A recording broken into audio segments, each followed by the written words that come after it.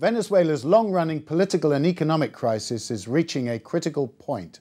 Here with me to discuss the implications is Gideon Rachman. Gideon, we know that there are some important international diplomatic efforts aimed at containing this crisis, led by Colombia, possibly with America in the background.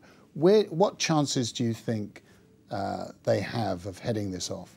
Well, I think it's looking very late in the day now, because you're right, there is a lot of international attention, but the crisis, as you alluded, is reaching boiling point. As we speak, it's now Thursday, there's a 24-hour general strike attempting to stop elections to Constituent Assembly that are scheduled to take place on July the 30th, and that the opposition believe will be sham elections, which will essentially create a kind of front for President Maduro to end Venezuelan democracy. So the situation on the streets is very tense. A lot of people killed. There have been a lot of people killed, and it's also, the background is an economic crisis, which is so severe now that there are food shortages, medicine shortages, people suffering from malnutrition. And indeed, the President of the Organization of American States has warned of the possibility of what he called a bloodbath in Venezuela. So the situation is very, very acute.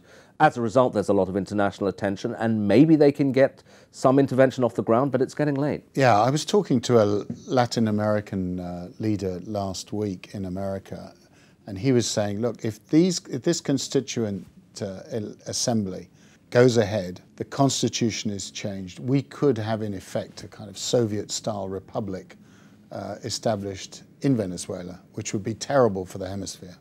Sure. I mean, Venezuela's played an interesting role for a decade and more now, because for a while it was this great hero state for the global left. Hugo Chavez, yeah. And because the oil price was high, Chavez was even able to act, spread his largesse around the world. But things have gone horribly sour now.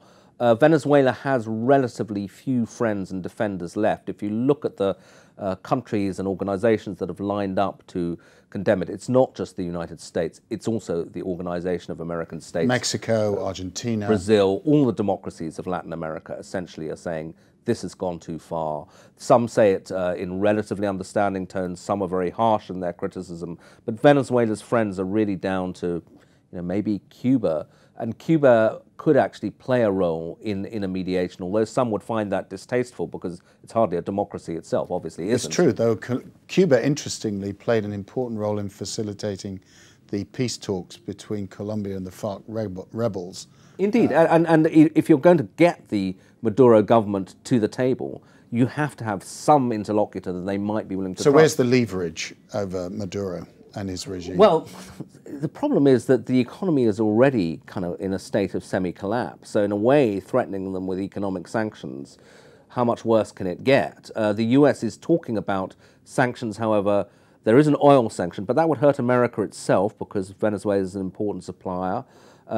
So they may go for these more targeted sanctions, where you freeze the assets of leading members of the administration, and that could be effective because Venezuela is also widely accused of corruption. So a lot of these people may have personal fortunes at stake. These are not sort of commandantes who have no money. These are people who actually could be put under pressure. And just to kind of wrap up, if you had to kind of sum up why we should really care about what happens in Venezuela, it would be... Well, Venezuela is a big and important country in itself. It's a humanitarian crisis. There are a lot of people already trying to leave the country. You've got a refugee problem. It could get worse. You could have, as the Organization of American States have warned, a bloodbath on the streets.